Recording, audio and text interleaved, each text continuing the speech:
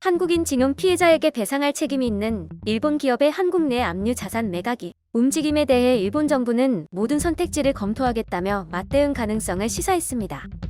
일본 정부 대변인인 스가 요시히데 관방장관은 한국 법원이 압류한 일본 기업 자산 강제 매각 절차가 진행되는 것에 관해 일본 기업의 경제 활동을 보호한다는 관점에서도 모든 선택지를 시야에 넣고 계속 의연하게 대응하고 싶다고 말했습니다.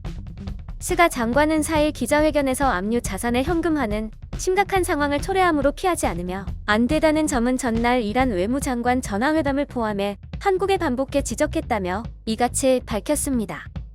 선택지의 구체적인 내용을 언급하지는 않았으나 강제 매각이 실행되는 경우 이에 대한 사실상의 보복 조치에 나설 가능성을 내비친 것으로 풀이됩니다.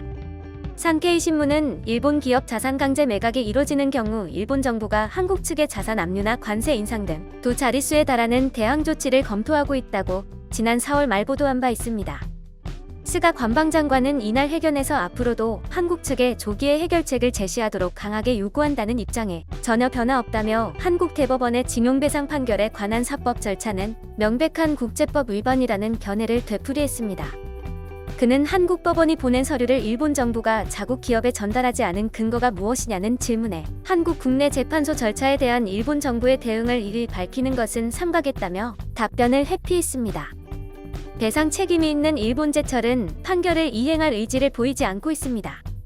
일본제철은 문제는 국가 간 정식 합의인 한일 청구 번역적 경제협력에 의해 완전하고 최종적으로 해결된 것으로 이해하고 있습니다.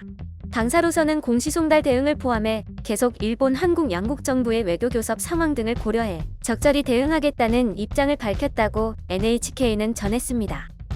대구지법 포항지원은 최근 포스코와 일본제철이 합작한 회사인 P&R에 대한 압류 명령 결정 등의 공시송달을 결정했습니다. 이는 신일철주구 및 징용 피해자들에게 각각 1억 원을 배상하라는 2018년 10월 대법원 판결에 근거해 압류 자산을 강제 매각하기 위한 절차의 하나입니다. 송달 효력은 올해 8월 4일 발생하며 실제 강제 매각 완료까지는 시간이 더 걸릴 전망으로 보입니다. 영상이 도움이 되셨다면 좋아요와 구독을 부탁드립니다. 시청해주셔서 감사합니다.